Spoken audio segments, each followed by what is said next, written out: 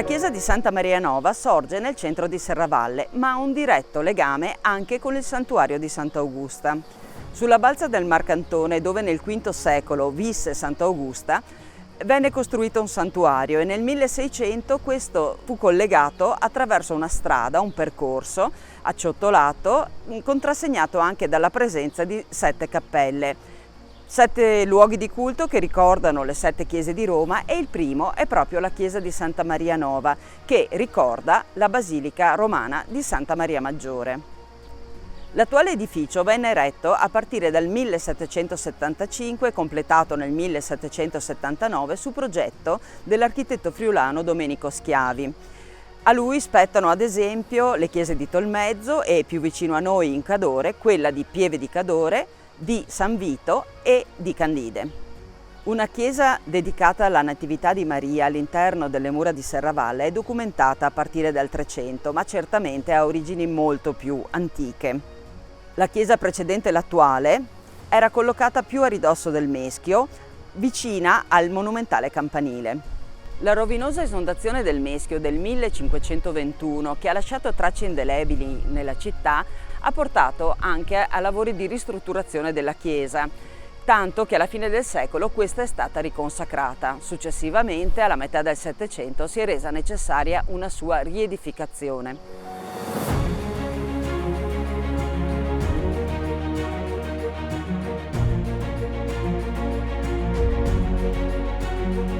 L'interno è ad aula unica, ampio, solenne. Presenta elementi della più antica tradizione come le paraste, le linee marcapiano, i capitelli, secondo lo stile neoclassico.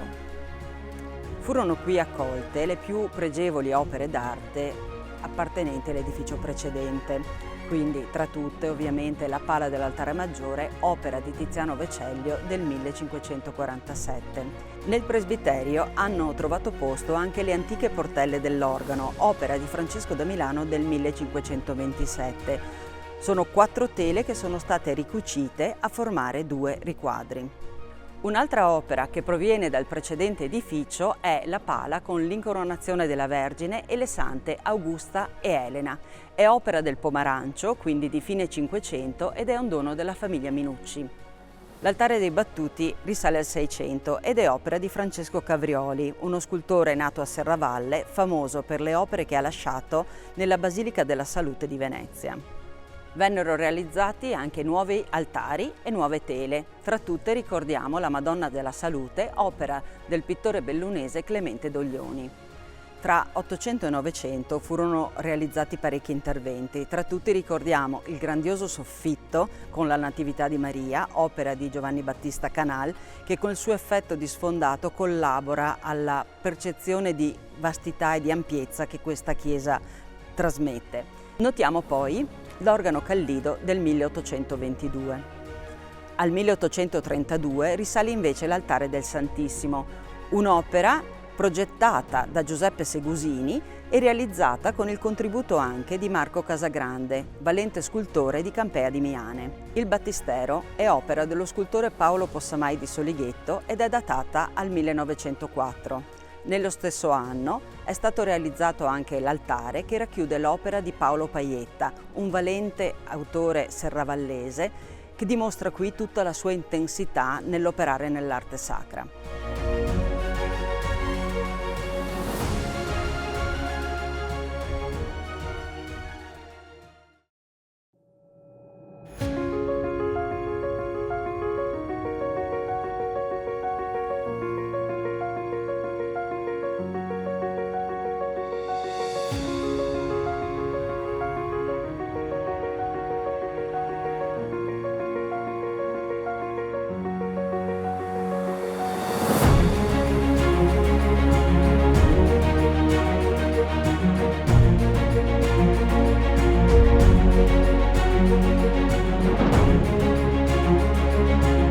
Ci troviamo ai piedi della scalinata che conduce al santuario di Sant'Augusta.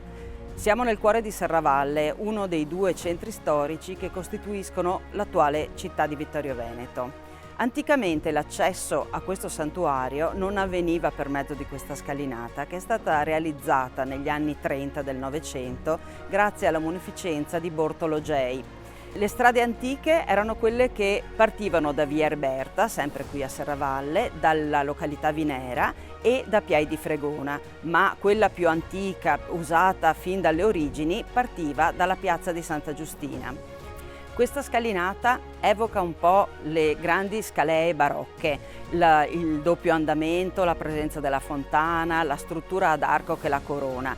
È un impianto seicentesco che viene ripreso all'inizio del Novecento per evocare proprio il momento in cui il santuario diventa importante per la devozione locale in ricordo allo scampato pericolo della peste.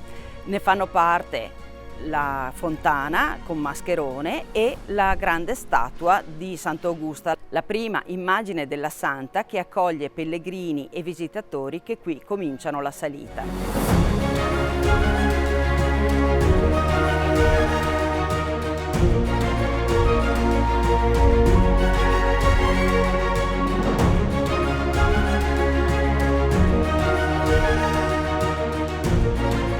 Percorsi i gradini della scalinata che ci conducono verso il santuario, siamo accolti da Sant'Augusta. Si tratta di una scultura che sta qui ad accoglierci dal 1987. È un'opera del vicentino Giuseppe Giordani. La figura è molto delicata, guarda verso di noi e ci accoglie sorridente. Si tratta di una figura classicheggiante che già è munita di 3 attributi che costituiscono la figura di questa santa e ci introducono proprio alla sua storia: la ruota dentata, la palma del martirio e i fiori.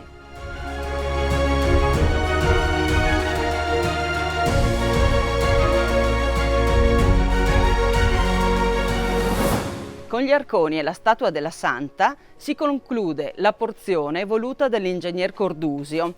Da adesso cominciamo a percorrere la scalea seicentesca che viene introdotta da un percorso a zigzag ad acciottolato.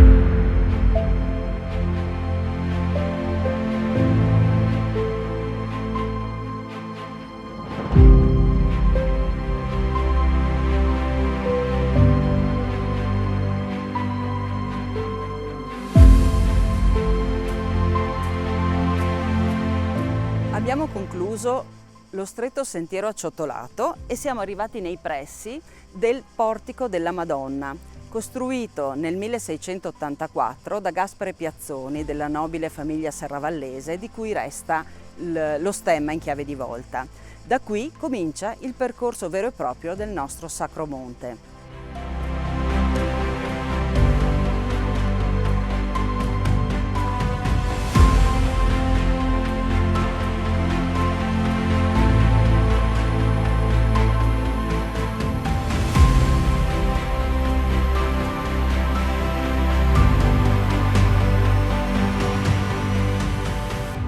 Lasciato il portico della Madonna, abbiamo raggiunto la cappella di San Giovanni. In questo percorso noi incontriamo 6 cappelle. Sono frutto di un voto che la comunità di Serravalle ha fatto nel 1630, quando imperversava la peste, la famosa peste manzoniana.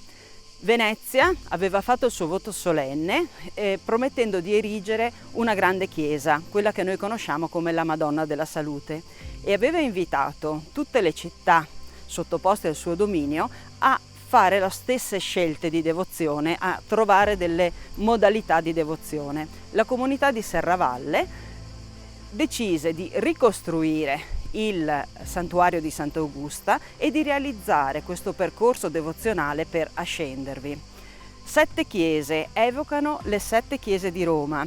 Il percorso delle 7 chiese, noto già dal VII secolo, aveva avuto importanza nel corso del Medioevo e poi era stato riaffermato da San Filippo Neri in età controriformistica.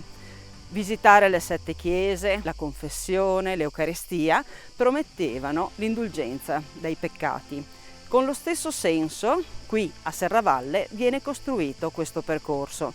Le chiese sono un ricordo di San Giovanni in Laterano, San Pietro, San Lorenzo, San Paolo fuori le mura, Santa Maria Maggiore, che per noi è l'inizio del percorso che parte appunto dal Duomo di Santa Maria Nova, infine Santa Croce in Gerusalemme e San Sebastiano. Queste erano le chiese principali di Roma e le devozioni si sono conservate anche in queste cappelle serravallesi che segnano il percorso di ascesa al santuario di Sant'Augusta. Hanno tutte la caratteristica di avere la pianta centrale e di avere una grande porta d'ingresso e poi una porta laterale per l'uscita, perché i grandi flussi di pellegrini avevano suggerito questa soluzione.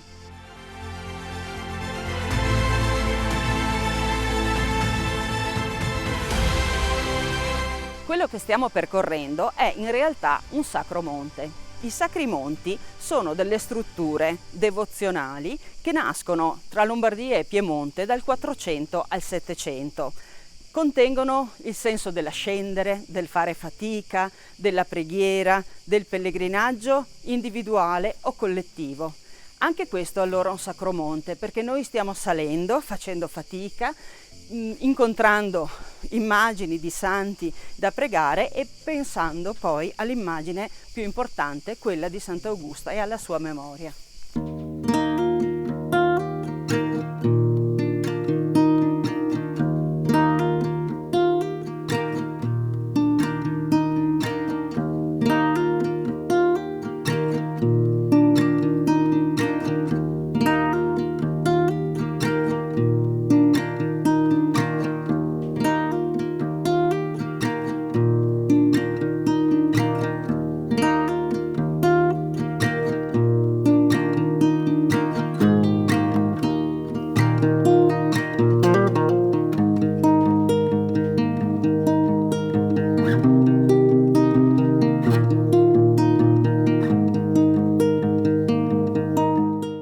Siamo giunti ad un punto cruciale del percorso verso il santuario.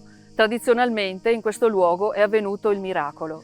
Sant'Augusta scendeva insieme alle sue ancelle con il grembiule riempito di pani per fare la carità nella città di Serravalle. Incontrò il padre insieme ai suoi bravi. Il padre intimò di aprire il grembiule, convinto che ci fosse qualcosa legato all'ispirazione verso la sua carità. In realtà la santa, aprendo il grembiule, vide che non erano pani, erano fiori. In questo luogo c'è questo segno ottagonale a terra e è impossibile non vederlo passandoci, è il centro del passaggio dei pellegrini, ma dal 1954 è stata eretta anche una cappella con un'immagine di Elio Casagrande che ricorda proprio il miracolo e una iscrizione che dice: aperse il manto, i pani erano fiori.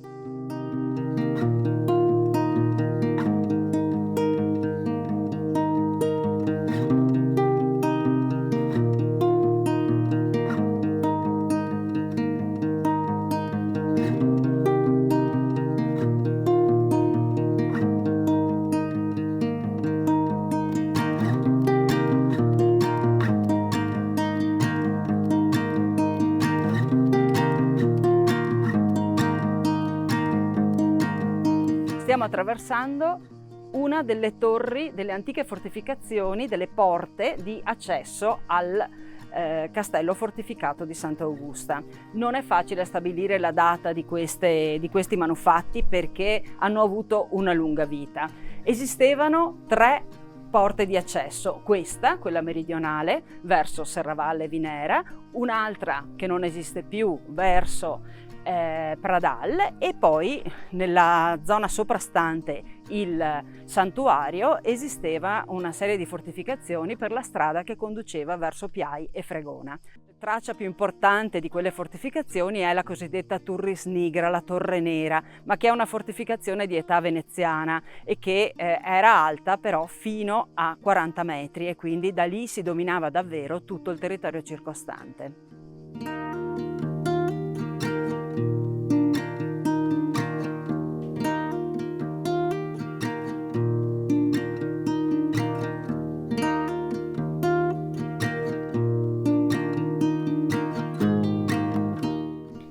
L'ultima cappella delle 7 che costituiscono il Sacro Monte di Sant'Augusta, è dedicata a Sant'Elena. In realtà, tra le chiese di Roma, questa rappresenta la chiesa di Santa Croce in Gerusalemme. Qui invece è dedicata a Sant'Elena. Il legame tra la croce e Sant'Elena evidentemente è stretto, perché fu Sant'Elena a ritrovare le croci di Cristo, ma la scelta di dedicarla a Sant'Elena è legata alla devozione che la famiglia Minucci aveva per questa santa.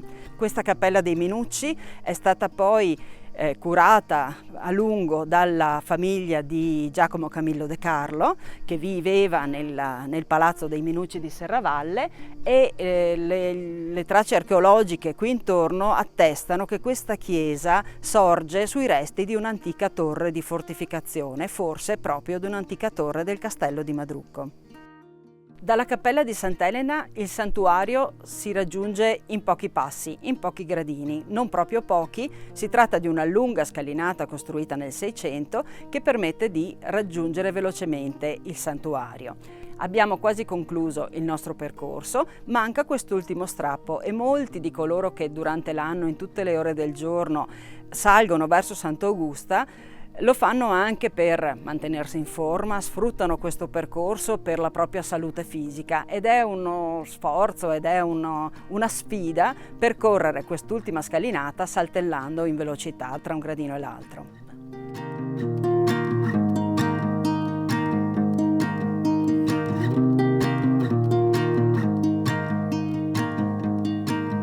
Abbiamo finalmente raggiunto il santuario di Sant'Augusta. È questo il luogo dove è nata e vissuta Sant'Augusta.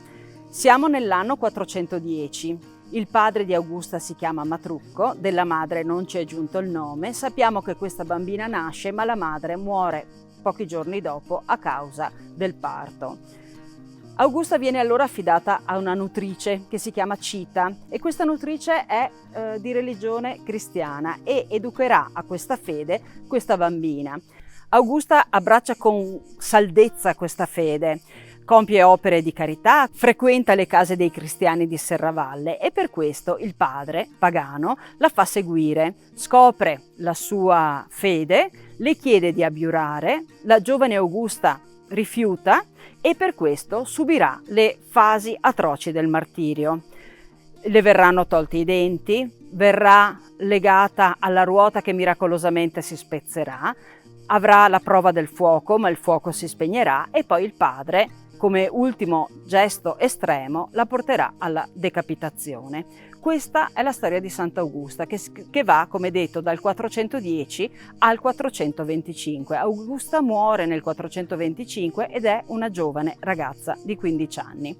La storia di Sant'Augusta si è tramandata lungo i secoli per via orale. Solo nel 1581 Minuccio Minucci scrisse per la prima volta una storia di Sant'Augusta. È un testo abbastanza breve, secondo gli schemi dei testi cinquecenteschi agiografici. Poi ne farà l'anno successivo una versione in italiano. Seguiranno poi nel 600 e nel 700 altre storie, ma sempre modellate su questa prima narrazione di tardo 500. Importante ricordare questo periodo, questa data, perché la storia viene scritta nel momento della Controriforma ed è una storia che viene scritta ben più di 1000 anni dopo gli avvenimenti. Come detto, la fonte che ci racconta la storia di Sant'Augusta è una fonte tarda, però essa raccoglie aspetti devozionali, ma anche aspetti che si legano davvero alla storia di questo territorio. Innanzitutto cominciamo con Madrucco. Madrucco è un re goto, è un re di una popolazione barbarica, è un re che si stabilisce in questo oppidum, in questa fortificazione che sorge su una balza del monte Marcantone, che chiama sua figlia Augusta. Non le dà un nome austriaco, un nome tedesco, ma gli dà un nome che vuole celebrare la romanità. Questo forse è un'indicazione di tutti quei popoli che erano stati chiamati proprio dal mondo romano a gestire, a controllare i confini. Un impero romano con dei confini troppo vasti che non riusciva più a controllarli, che si fida dei condottieri che hanno sotto di loro, al loro comando, delle armate e che possono controllare una porzione di territorio. Forse questo è Madrucco.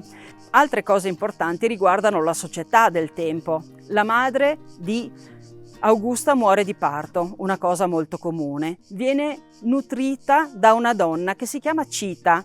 Cite, in friulano, è la pentola, è quella che sta sul focolare. Allora questo nome, più che essere forse un nome proprio di persona, ricorda l'idea di qualcuno che gestisce la casa, che gestisce il focolare. Poi abbiamo il fatto che questa nutrice è cristiana, e noi sappiamo che nei primi secoli il cristianesimo si diffonde proprio nei villaggi. Augusta viene battezzata da un eremita. Gli eremiti nel territorio all'epoca, nei primi secoli, erano davvero molto diffusi. E poi questa Augusta che scende e va nelle case dei cristiani, non solo nelle chiese. Certo, il culto nel 410 era libero, ma c'erano ancora delle piccole comunità che si ritrovavano in quelle che l'archeologia ha chiamato le domus ecclesiae, luoghi di ritrovo per le piccole comunità. Il culto per Sant'Augusta, potremmo dire, inizia con Matrucco. È il primo che si pente delle proprie azioni e fa costruire una chiesa, un sacello, per conservare le spoglie della propria figlia. Da quel momento la devozione potremmo dire che è ininterrotta, ma ci sono dei punti fermi. 1199 i trevigiani mettono a ferro e fuoco questo territorio e in quell'occasione i serravallesi nascondono le preziose reliquie di Sant'Augusta, che verranno poi dimenticate, perse, non si sa più dove sono state nascoste. Nel 1450 finalmente il podestà di Serravalle, Soranzo, decide di mettere a posto i ruderi del castello e la cappellina che qui esisteva. In quell'occasione, è il 27 marzo 1450, vengono scoperte le spoglie di Sant'Augusta e anche nei giorni successivi si fanno altre scoperte importanti di altre reliquie, in particolare quelle di San Biagio e di San Pellegrino. Nel 1450 abbiamo quindi l'erezione della nuova cappella di Sant'Augusta, che resterà tale fino al 1630, quando viene fatto il nuovo santuario. Altre tappe importanti però da ricordare sono nel 1521, quando viene rinnovato il voto e si ottiene l'indulgenza per tutti quelli che contribuiranno alle necessità del santuario. Siamo in un momento molto delicato, 1521, da pochi anni Lutero aveva tuonato contro proprio la pratica delle indulgenze. Nel 1642 si completano le cappelle che abbiamo incontrato lungo il percorso. Nel 1754 il vescovo Lorenzo da Ponte ottiene l'approvazione formale del culto da parte di Papa Benedetto XIV. Altra tappa importante è il 1968, quando Albino Luciani, vescovo allora di Vittorio Veneto, riconferma la pratica delle indulgenze. Nel frattempo le devozioni, le feste vengono celebrate solennemente. Ci sono i panegirici, che sono delle occasioni di predicazione di personaggi anche importanti, tra cui Papa Sarto, che verrà qui a predicare, momenti di catechesi, di educazione, ma anche occasione di raccolta di offerte per il mantenimento del santuario. Non dimentichiamo che lo stabilirsi del 22 agosto come data della morte di Sant'Augusta viene stabilito nel corso del Cinquecento e la data scelta non è chiaro da dove venga questa tradizione. Ricordiamo però che nell'antichità il 23 di agosto era la festa dei Volcanalia, cioè la festa dedicata al dio Vulcano, per la quale si facevano i grandi fuochi per ricordare proprio la fucina di Vulcano. La tradizione forse dei fuochi di Sant'Augusta, dell'accendere dei fuochi o dei lumini fatti con le chiocciole che anticamente usavano i pellegrini che sostavano e salivano verso Sant'Augusta, forse deriva proprio da questa antica tradizione romana.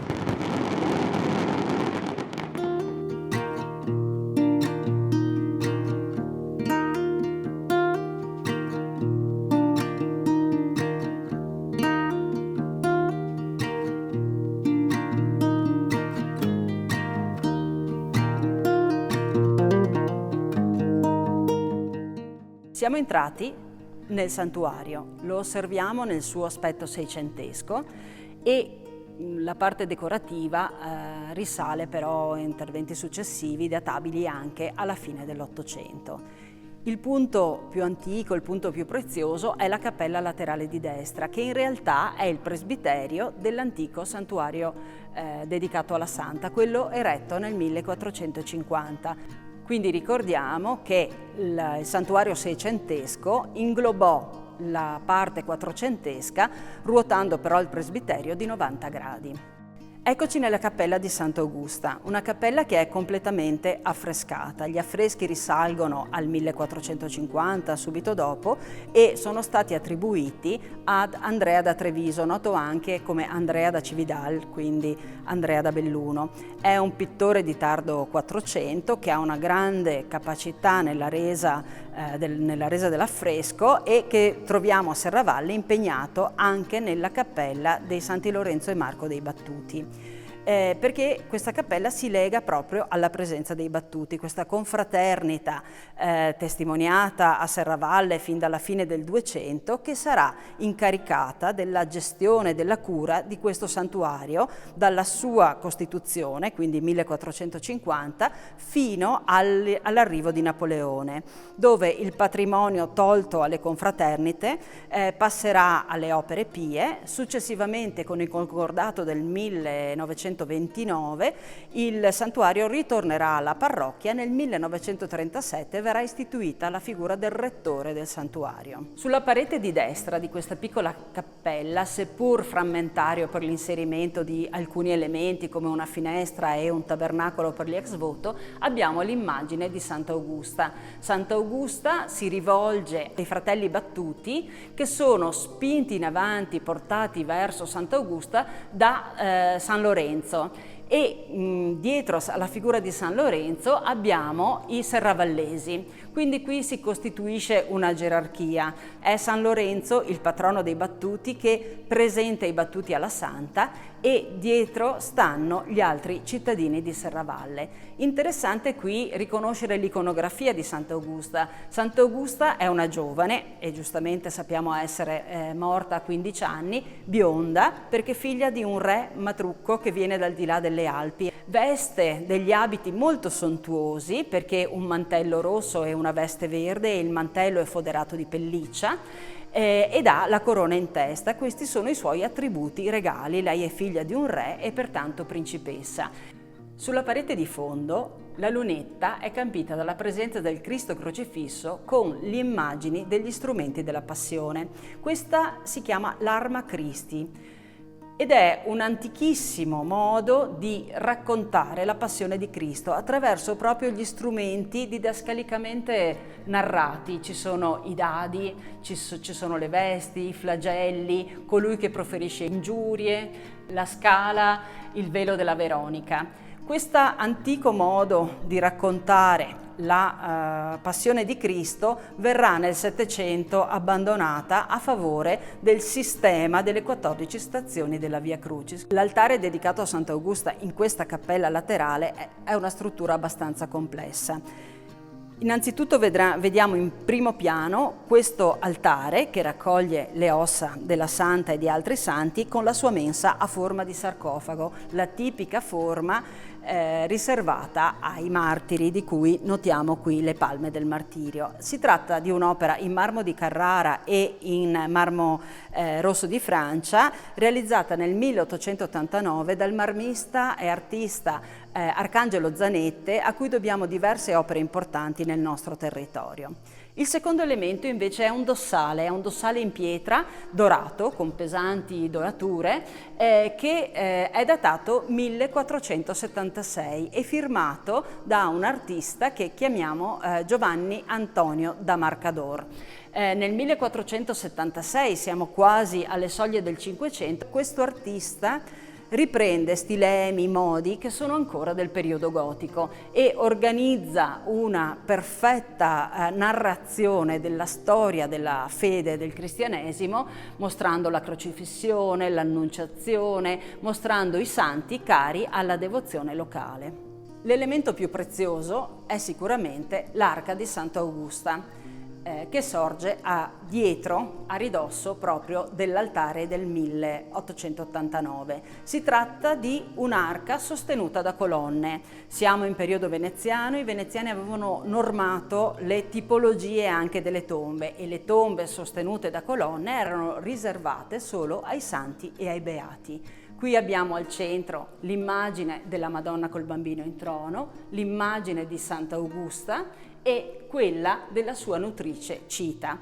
Un'iscrizione spiega questa composizione e ci precisa anche che qui in basso ci sono delle figurine che rappresentano il podestà Soranzo e il pievano di Serravalle che attestarono il rinvenimento delle spoglie di Sant'Augusta nel 1450. Interessante è la presenza delle colonnine perché si è sviluppata intorno ad esse una devozione. Coloro che passano all'interno di queste colonne avranno la guarigione dal mal di schiena. Un altro elemento interessante, più tardo, è questo piccolo sacello. La statua è del Possamai e venne portata in processione qui nel 1925 e questa piccola struttura in ferro battuto racchiude una piccola cassa che si dice sia il luogo dove sono state trovate le spoglie di Sant'Augusta, ma probabilmente insomma questo non è così certo. Interessante è che qui questo segna il luogo dove fu trovato il corpo di Sant'Augusta e anche qui un'altra devozione taumaturgica, mettendo la testa all'interno di questa finestrella per ammirare, per onorare il luogo dove fu trovata la santa, si ottiene la guarigione dal mal di testa. La cappella di Sant'Augusta è il cuore del santuario. Qui troviamo l'arca della Santa e il sacello con l'urna. Questo spazio per noi si fa libro e così le pareti, gli intradossi e le vele del soffitto divengono pagine aperte sulle scritture, sulla devozione locale, sulla committenza. L'intervento pittorico risale alla metà del Quattrocento ed è assegnato al pittore Andrea da Cividal di Belluno, noto anche come Andrea da Treviso. Un artista che si attarda ai modi del gotico in una narrazione pervasa di naturalismo e di eleganza nella resa di ogni dettaglio. Concentriamo la nostra attenzione sull'affresco che raffigura l'incontro dei battuti e dei notabili serravallesi con Sant'Augusta grazie alla mediazione di San Lorenzo, titolare della confraternita. Come sappiamo, l'arte è espressione del pensiero, ma è anche materia ed è su quest'ultimo aspetto che ora poniamo l'attenzione. Questo affresco si era ricoperto di efflorescenze che provocavano un vasto sbiancamento superficiale. Sono problemi che ricorrono negli affreschi antichi e hanno come causa l'umidità. In questo caso non si tratta però di umidità di risalita, il problema è probabilmente causato dal microclima interno.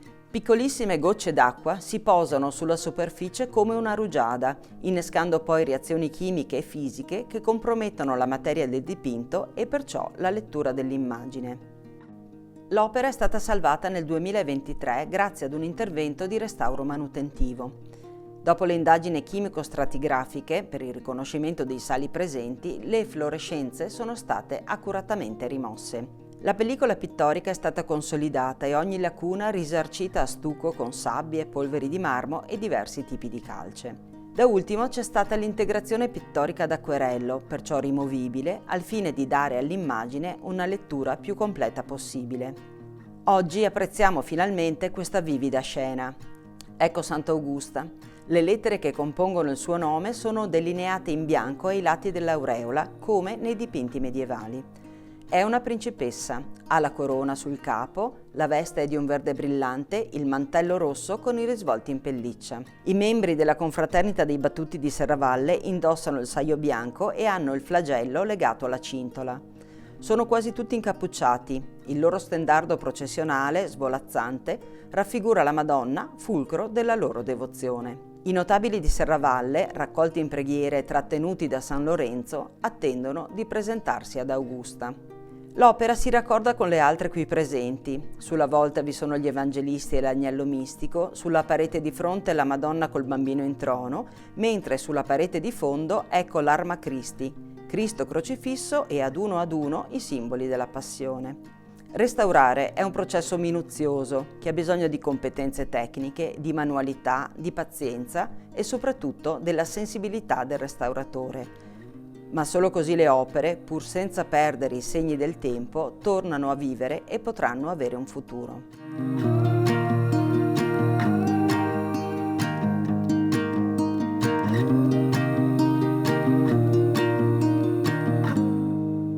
A seguito della realizzazione della nuova chiesa all'indomani della peste, ruotata di 90 gradi rispetto alla precedente, viene realizzato il nuovo altare maggiore. Abbiamo la fortuna di avere ancora il documento che attesta il contratto tra la Scuola dei Battuti di Serravalle e Giovanni Battista dei Ghirlanduzzi, della famiglia degli intagliatori cenedesi, capaci di creare architetture lignee straordinarie con finiture dorate e policrome. In questo caso l'altare simula il marmo e rappresenta uno degli esiti più straordinari di questa famiglia cenedese. A seguito della realizzazione del bellissimo altare policromo è stata realizzata poi la pala.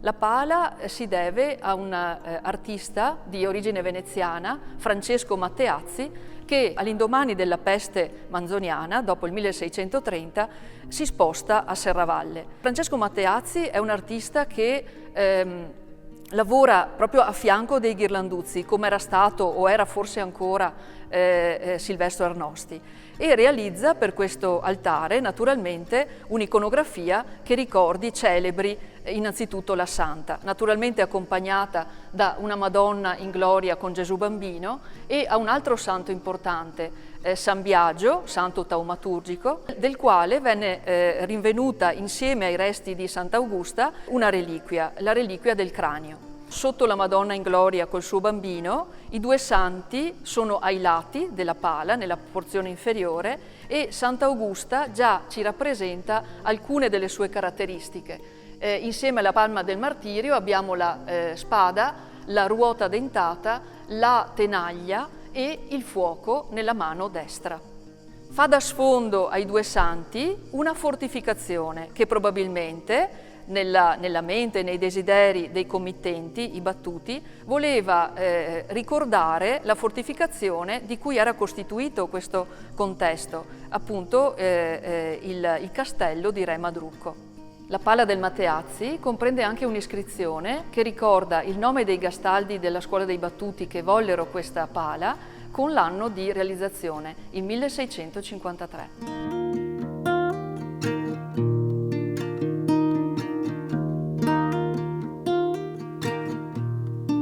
All'interno del patrimonio storico-artistico di questa chiesa ci sono due manufatti molto particolari che oggi sembrano dei dipinti. In realtà non si tratta di dipinti, ma si tratta di due paliotti che provengono da due delle cappelle che abbiamo incontrato durante il nostro cammino. E si tratta di paliotti di altari realizzati in cuoio, i cosiddetti cuori d'oro, una contrazione in termini del termine cuoi d'oro. Dunque il supporto per questi paliotti è questo materiale, il cuoio, che veniva lavorato e poi decorato. Cuoi d'oro perché molto spesso venivano utilizzati non soltanto i colori, ma anche delle finiture in argento e in oro, e inoltre l'arricchimento della decorazione attraverso l'utilizzo di punzoni metallici che venivano impressi con motivi diversi intorno a un centro e poi a una decorazione circolare. La decorazione di questi paliotti è parlante e consiste solitamente in una decorazione laterale, creata appunto con i mezzi di cui vi ho parlato, e con un centro che solitamente celebra il santo a cui è dedicato l'altare rispettivo. In questi casi, nei due casi che abbiamo citato, abbiamo un San Sebastiano e un San Pietro, che provengono appunto dalle cappelle rispettive.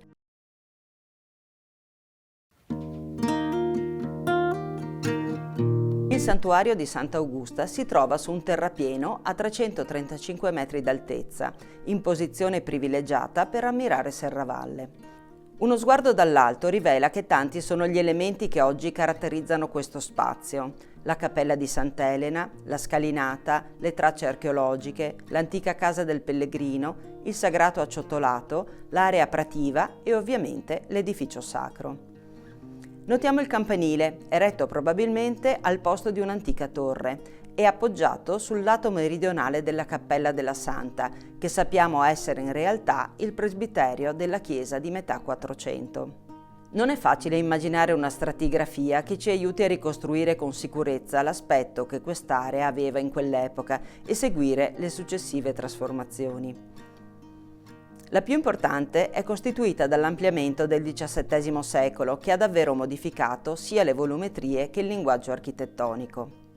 Merita attenzione anche il portico, eretto nel 1854. La sua collocazione sembra volerci ricordare che qui, sulla parete di contatto con il santuario, oggi segnata da 3 grandi archi, sorgeva l'ingresso della chiesa del XV secolo.